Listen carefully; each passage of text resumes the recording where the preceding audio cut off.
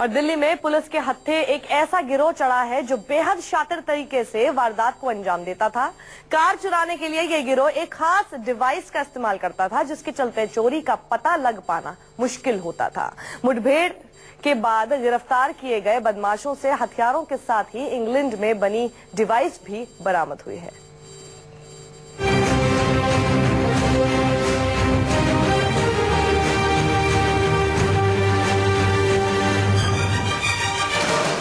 चोरी के लिए तकनीकी का इस्तेमाल। इंग्लैंड में बनी डिवाइस से वारदात। दिल्ली में 4 हाईटेक चोर गिरफ्तार। पुलिस की गिरफ्त में मौजूद ये वही शातिर हैं जिनके निशाने पर होती थी लग्जरी कारें। उन कार को चुराने के लिए ये हाईटेक तकनीकी का इस्तेमाल करते थे।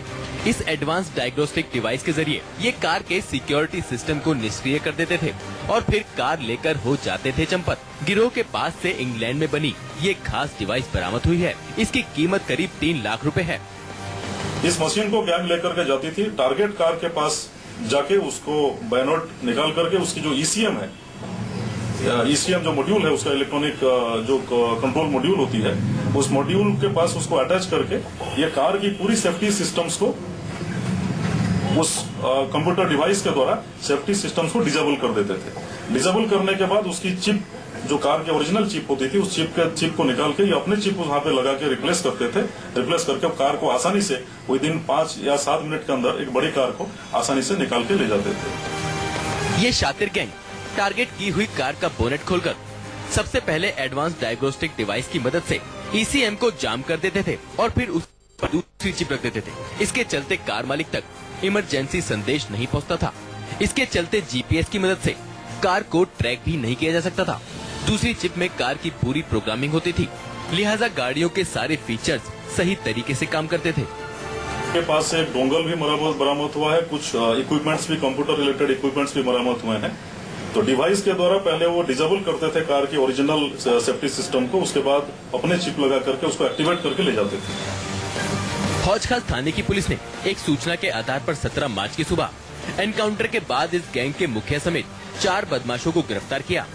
इनके कब्जे से 3 देसी पिस्टल, 6 जिंदा कारतूस और हाईटेक कार डायग्नोस्टिक किट के साथ एक डोंगल भी बरामद हुआ।